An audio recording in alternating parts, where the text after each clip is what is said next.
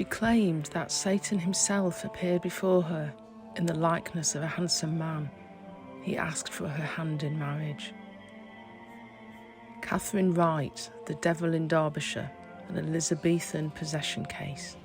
Today we're diving into one of the strangest Elizabethan cases you've probably never heard of. Before William Somers, before the Lancashire Seven, there was Katherine Wright. In 1586, in a quiet Derbyshire hamlet, a 17-year-old girl began to convulse, scream, and see visions of ghosts and the devil himself. Her case would become John Darrell's first great test as an exorcist, and ultimately the beginning of his trouble with the Church of England. This is not the whole story of John Darrell. That's in my longer video, An Elizabethan English Exorcist. This is the story of Katherine Wright. Our story begins in the village of Eckington in Derbyshire, near the border with Yorkshire, in England. Katherine Wright was born here in 1568 or 69. Her father died when she was still young. Her mother Cecily remarried to a man called John Meakin, who was a chaff cutter by trade. This meant he cut up straw for animal feed. But John Meakin was no kindly stepfather. He had a reputation for violence towards his wife and towards his stepdaughter. He was also embroiled in bitter local disputes over land, particularly with members of the extended Wright family. In January 1586, one such case was settled, a dispute over unpaid debts. But for Katherine, that settlement did not bring peace. Instead, her strange afflictions began. She began to be tormented by strange afflictions. She began to experience terrifying visions. Her body swelled unnaturally. She suffered migraines and insomnia. She screamed. She fell into violent fits and claimed she was standing on the edge of a precipice over pits of water and fire. One day, whilst fetching water from a well, she said she saw the ghost of a child with no feet. The household was thrown into panic. By Easter, word had spread throughout the village. Katherine Wright was possessed. Neighbours began visiting to see the strange young woman, but John Meakin's house, one observer said, was no fit place to give entertainment to any that should come to help her. So Katherine was sent to stay with Edward Beresford of Cutthorpe in Brampton, a local gentleman. She stayed there for about a month.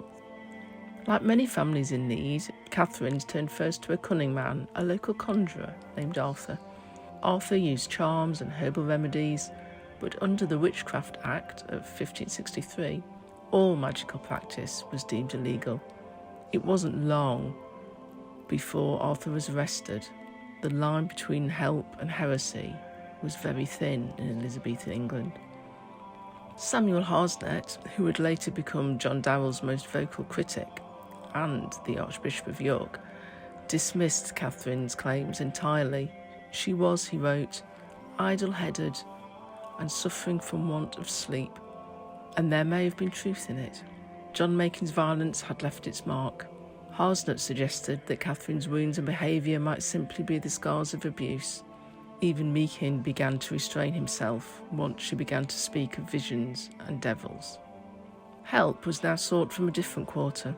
Thomas Beckingham, rector of Bilsthorpe in Nottinghamshire, visited Katherine. He doubted that she was possessed, but he also saw something unusual in her case, and so he handed her case over to a man gaining a name in Puritan circles for driving out devils. His name was John Darrell. He was a lay preacher, described as a healer and a man of prayer. Katherine was sent to Mansfield to meet him, and there Katherine would later testify that Darrell was the first that I ever heard say that I had a devil in me. Darrell didn't come alone. He brought his pregnant wife Joan, his daughter Marjorie, his friends Henry and Isabel Cross, part of what Puritans called the Brotherhood of the Godly. By now, Katherine was claiming supernatural strength and clairvoyance. Darrell identified 7 devils inside her. One, she said, was named Middlecup and was sent by a local woman called Margaret Roper. Katherine claimed that Roper held a grudge against her because she had refused charity. And so the exorcism began. Darrell and his companions prayed and fasted from morning until noon. And then Katherine was still. His opponents remarked on how easily he had expelled the devils using popish means, prayer and fasting. Darrell, his wife, and the two others prayed from morning until noon, and the devil went out from Katherine. There were claims that maybe Darrell couldn't bear to hear himself praying anymore, and so he claimed that Wright had been dispossessed. It had taken 8 hours. However, the devil was not finished. Within a month, the affliction returned. Katherine claimed that Satan himself had appeared to her in the likeness of a handsome man. He had asked for her hand in marriage and given her a piece of bread. She ate the bread and was repossessed. The strange reverse communion story spread through the village, and soon hundreds came to watch. There was no TV or YouTube or TikTok in those days to entertain people, after all. Once again, Darrell was called in. Once again, he interrogated the spirits. Middle Cub, Katherine's lead possessing devil, accused Margaret Roper of witchcraft. Darrell demanded that the local magistrate, Godfrey Foljam, issue a warrant for Roper's arrest. Foljam refused, but Darrell was determined. He persuaded Roper to return to Katherine's side and asked Katherine to scratch her. This was a folk superstition believed to draw a witch's blood and break her spell. Even some Puritans called this blasphemous. Darrell and his party prayed for 3 days, and still Katherine's affliction remained. John Meakin was furious. He accused Darrell of claiming success whilst doing nothing. Katherine herself said her torments continued for 12 years. Samuel Harsnett, a man of the Church of England, watched from a distance, but saw no miracles here. He turned to 16th century social media, the pamphlet, and with a typical flourish, it was titled, "A Discovery of the Fraudulent Practices of John Darrell, Bachelor of Arts, in his proceedings concerning the pretended possession and dispossession of William Somers at Nottingham, of Thomas Darling, the boy of Burton, and of Katherine Wright at Mansfield and Whittington, and of his dealings with one Mary Cooper at Nottingham, detecting in some sort the deceitful trade in these latter days of casting out devils." So no clickbait titles in those days. Harsnett cited Katherine's case as evidence of Darrell's deceit, a stage-managed performance dressed up as divine work. Darrell, Harsnett wrote, used popish means, prayer and fasting, to achieve a counterfeit cure. In Harsnett's pamphlet, he quoted another of Darrell's later patients, William Somers of Nottingham, who gave evidence against Darrell at his trial by the Church of England. Somers had met Darrell several years before his dispossession at Nottingham, and he had something to say about the case of Katherine Wright. Somers said, "I was sent one day to Ashby-de-la-Zouch, being 4 or 5 miles distant, upon some occasion of business. At what time I, with other boys, going into an alehouse, found there Mr. Darrell, whom I little regarding, but playing the wag and shrewd boy with my companions. Mr. Darrell departed out of the house and stayed at the door until I came forth, and then he took me apart, asked me my name, where I was born, with whom I dwelt, and how I was brought up. To whom I answering, as the truth was in every point, 'Alas,' quoth Master Darrell, 'thou art a pretty boy, and my countryman. I knew thy father, and am sorry to see thee in so mean a case, for I was simply apparelled, even as meanly almost as could be.'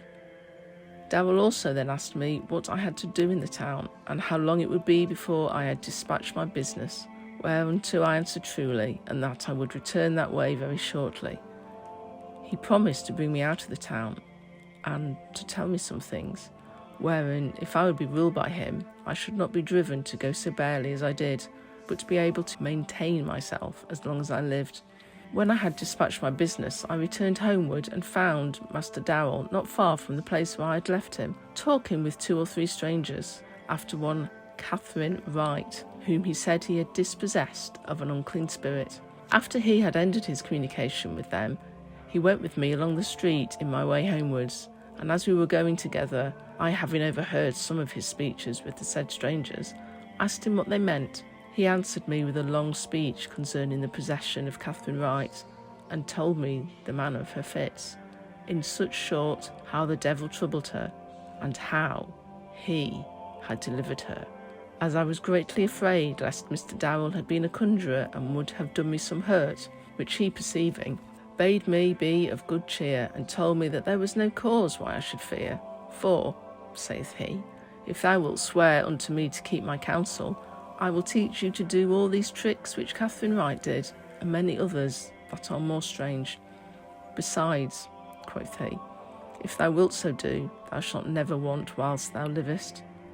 Hereunto, when I had agreed, he told me more particularly what the said Katherine Wright did at several times in her fits, as that she foamed at the mouth, gnashed with her teeth, cried and scratched, catched and snatched at those that stood by her, especially at him, the said Master Darrell, laughed out of measure, fell into great shows of sadness, wallowed and tumbled, cast herself into the fire, and sometimes into the water, would lie as though she had been senseless, and many other things Master Darrell then told me, saying that I might learn to do them very easily, and the better to teach me, he did thereupon himself act divers of them. For gnashing with his teeth, he knocked his own teeth together divers times. For foaming, he rolled his tongue in his mouth, and then put out some little spittle betwixt his lips, but said that I might soon learn to do it better by rolling a stone in my mouth, but especially if I could get a little soap to use at such times. Likewise he showed with his hands half open the manner of her snatching and catching, and for some other of her doings he showed some other gestures. Also he then told me that, for my better remembrance, he would give me in writing all the said fits and gestures before mentioned, and thereupon, sitting down upon a bank, he did write them, and delivered them unto me, saying, when thou hast learned them, so as thou canst do them perfectly, thou mayst put them in practice. He likewise then told me that when I could put the said fits so in practice, as that I should be judged thereby to be possessed, I must name him, and then, quoth he, it is very likely that I shall be sent for, which, if it falls so out, then, said he, thou must at my coming unto thee do all the former things that I have told thee, that Katherine Wright did. Upon that occasion I will take upon me to dispossess thee, and afterwards, if thou wilt be advised by me, I will take thee myself and maintain thee. In the end he gave me 12 pence, and so we departed. Somers being here demanded where the said writing was that Master Darrell delivered unto him of Katherine Wright's fits, answered that after he had learned them by heart, he did tear the paper in pieces, as Mr. Darrell had straitly charged him, but further saith that he writ them in one of his books, called Centenary Pueriles, or Wise Boys, which book, together with 3 others, one Mary Holding, then servant with Mr. Gray, but once married to one William Arnold, kept from him, as he was informed by some of Mr. Gray's men, in lieu of 8 pence, which he did owe unto her. Also, the said Somers affirmeth that after his former acquaintance began with Master Darrell, and whilst he still remained with Mr. Gray, he met Mr. Darrell 3 or 4 times in Ashby, and once he affirmeth that Mr. Darrell called him unto him and asked him if as yet he had practised any of these things which he had showed unto him, to whom Somers answering that he had not, because the time had not served him thereunto. Well, quoth Mr. Darrell, do them off to thyself privately, until thou shalt be perfect in them, and then thou mayst practise them the better publicly. At other times also the said Mr. Darrell did kindly salute him, but let him proceed in his own person.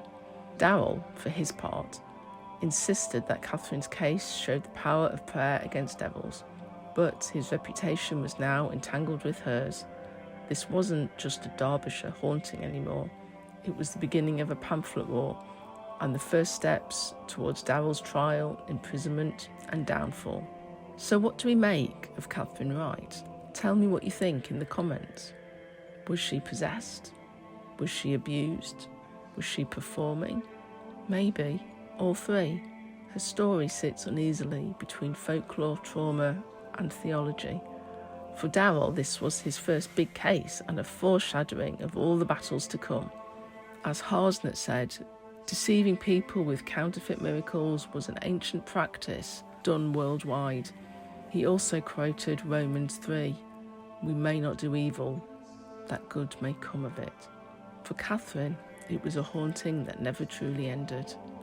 Thank you for listening to this Elizabethan story of exorcism from the Unquiet archive. If you're interested in the longer story of John Darrell and his exorcist activity and the pamphlet war with Samuel Harsnett, please check out my longer video. I'll see you next time at the Unquiet archive.